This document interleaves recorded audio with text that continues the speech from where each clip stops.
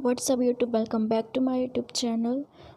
अब हम श्लोक नंबर 14 से कंटिन्यू करेंगे। श्लोक नंबर 14 जो है वो रस के बारे में बताता है।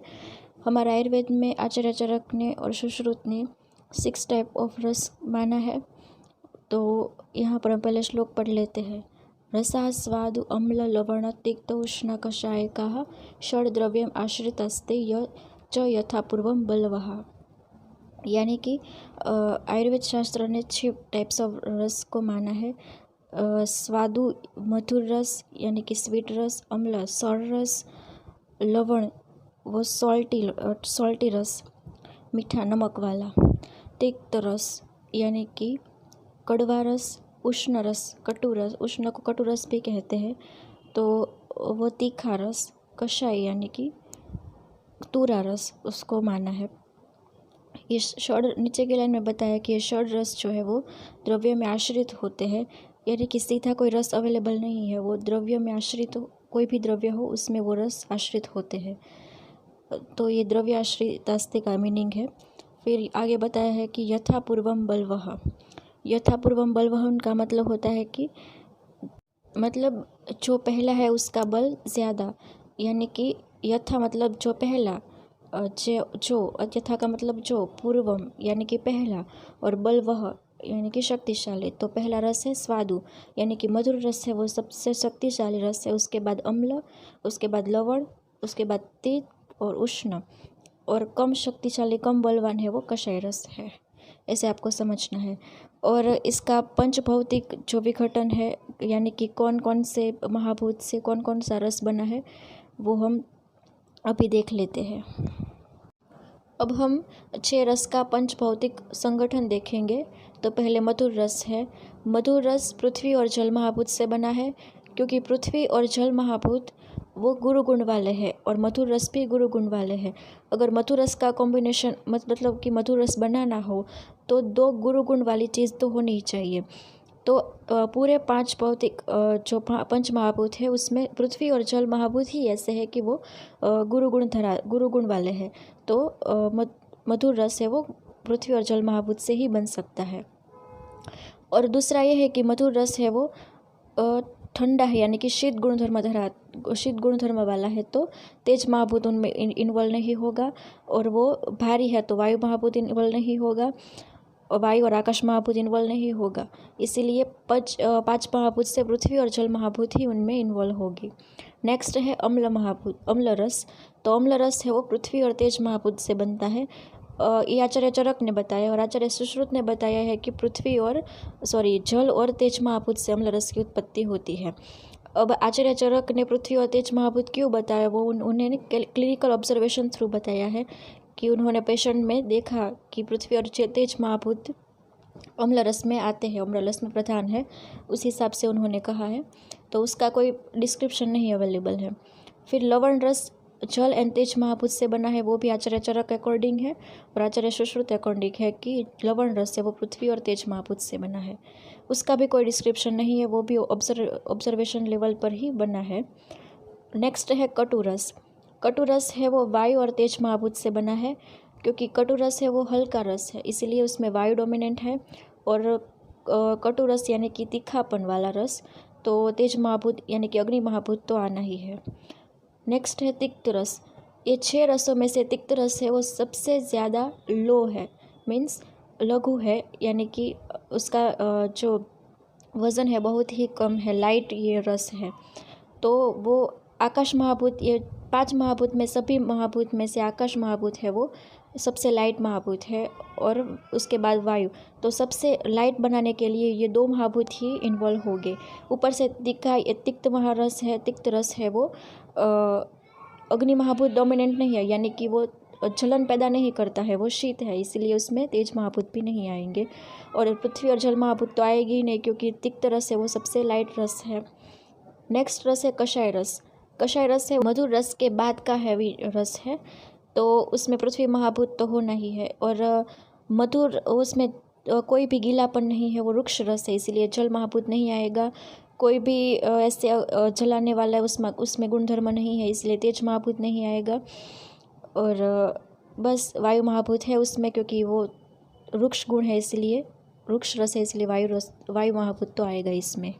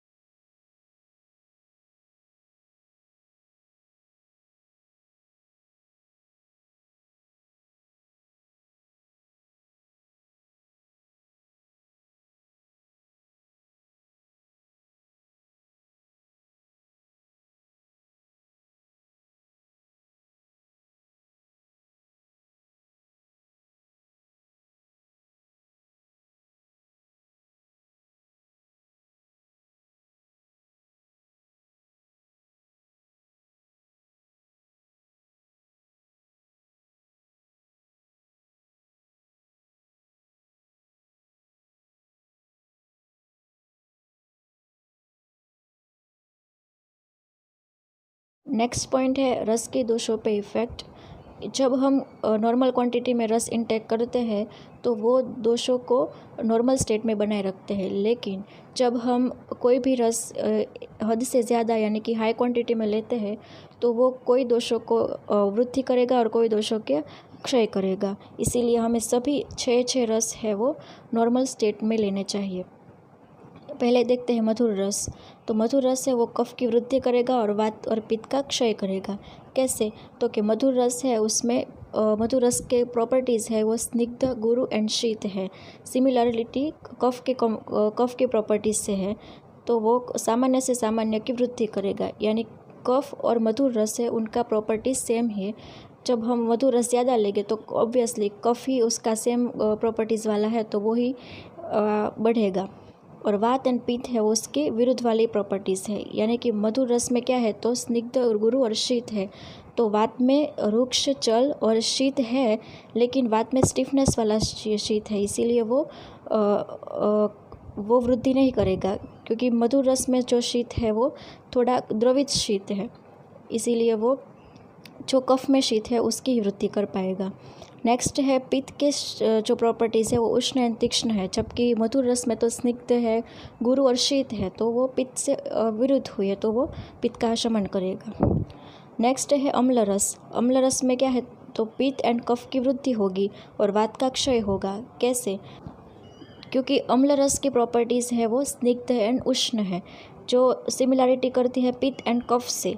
पित्त भी उष्ण है तो और अम्ल रस भी उष्ण है, तो सामान्य से सामान्य की वृद्धि करेगा।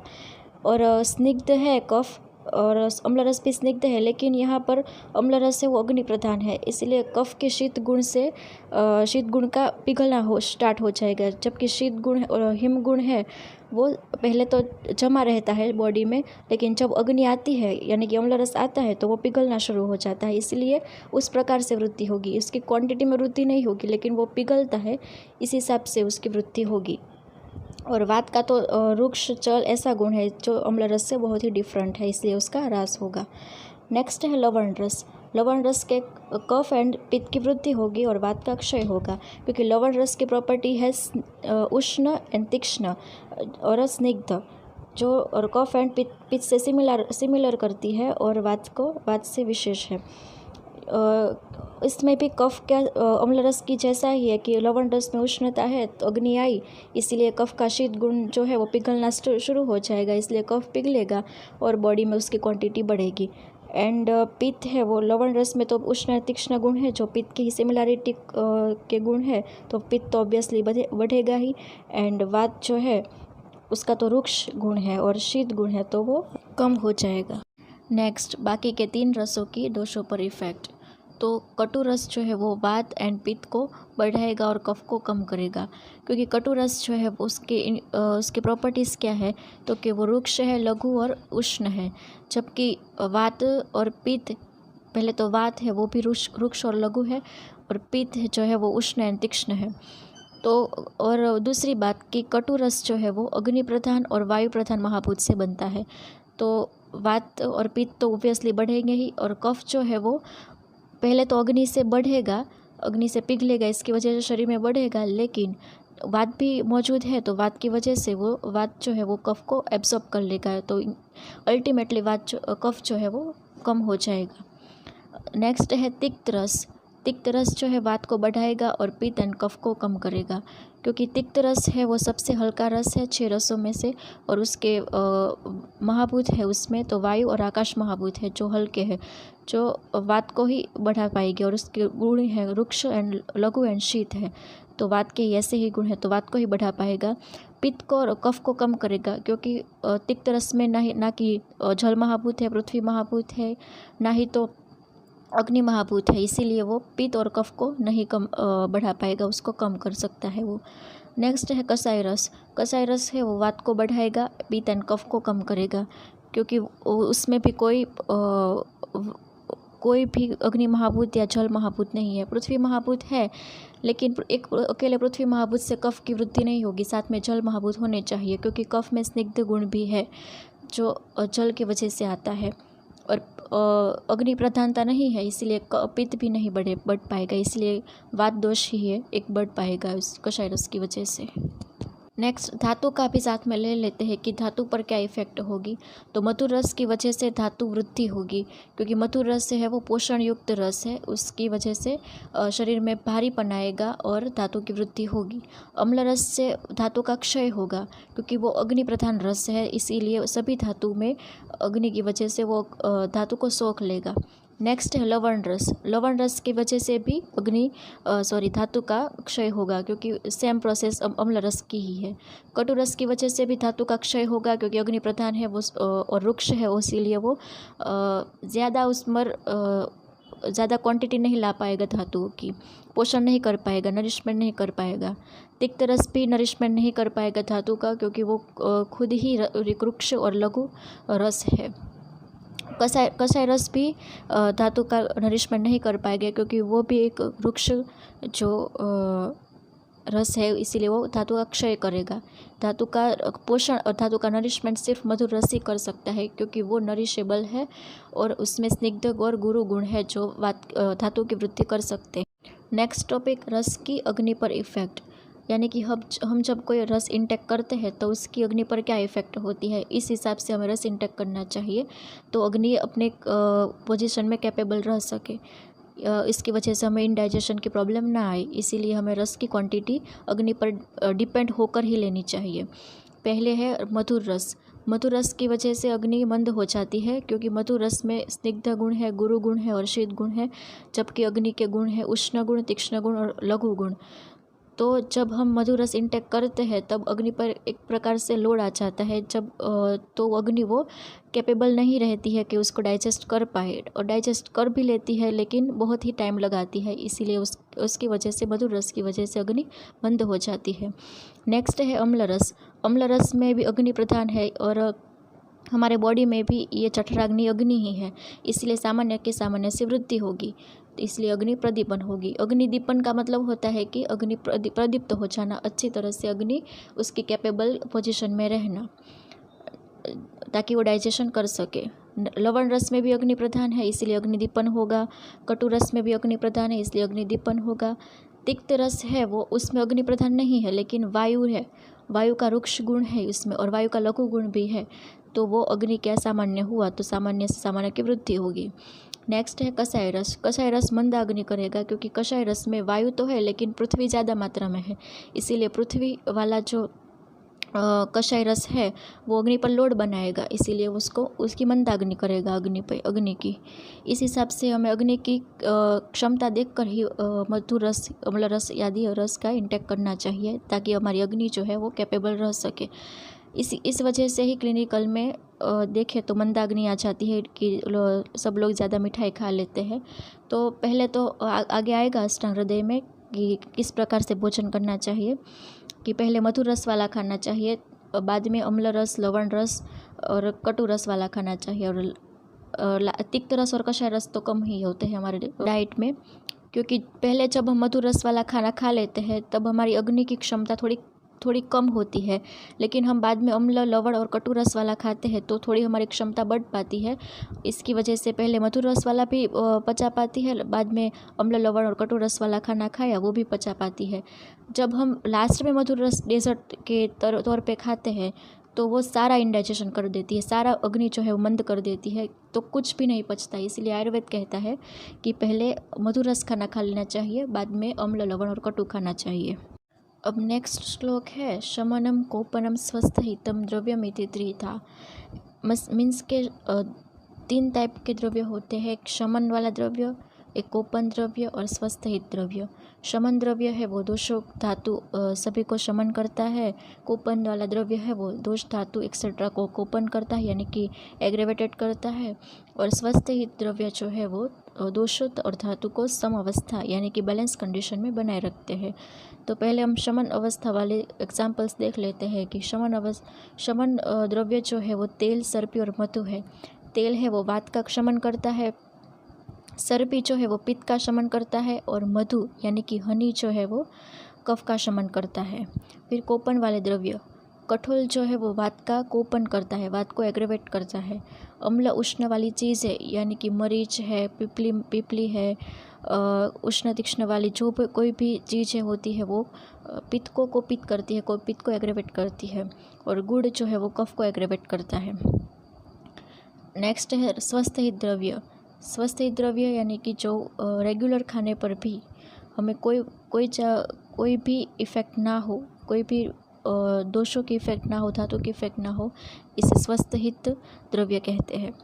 यानी कि चावल और जौ हमें रोज़ खा सकते हैं, उससे कोई प्रकार की धातु और दोष पर इफ़ेक्ट नहीं होगी, कोई एग्रेवेट या शमन नहीं। नेक्स्ट श्लोक है वीर्य के बारे में। टाइप्स ऑफ द वीर्य।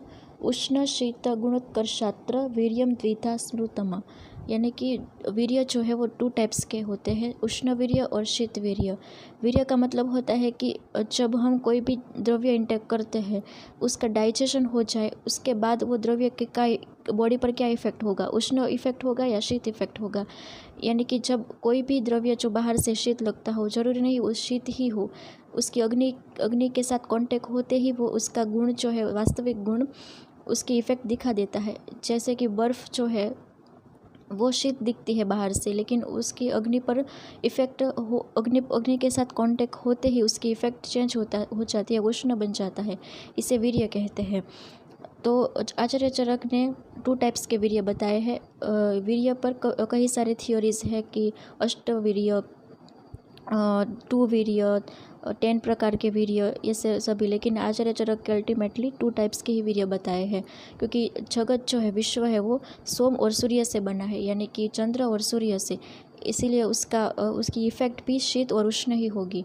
कोई भी द्रव्य है उसकी इफ़ेक्ट शीत और उष्ण ही होगी। सारा जो गुण है, सारे द्रव्य के गुण जो है, 10 टाइप्स के गुण, वो शीत और उष्ण में समा जाते हैं। इसलिए वीर्य जो है वो 2 टाइप्स के ही होते हैं। अल्टीमेटली वीर्य की शॉर्ट फॉर्म है, यानी पोटेंसी, शक्ति, द्रव्य की शक्ति, ऐसा ही इसका मीनिंग। नेक्स्ट वाला श्लोक है त्रिधा विपाको द्रव्यस्य स्वादु अम्ल कटुकात्मक।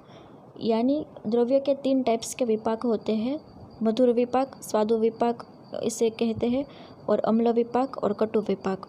पहले तो विपाक किसे कहते हैं, तो जब कोई भी द्रव्य, कोई भी रस वाला द्रव्य हम इंटेक करते हैं तब वो जठराग्नि के कांटेक्ट में आता है, और वो रस जो द्रव्य का है वो परिवर्तित हो जाता है दूसरे रस में, यानी कि एक नया ही रस बनता है, उसे डाइजेशन के लास्ट में उसे विपाक कहते हैं।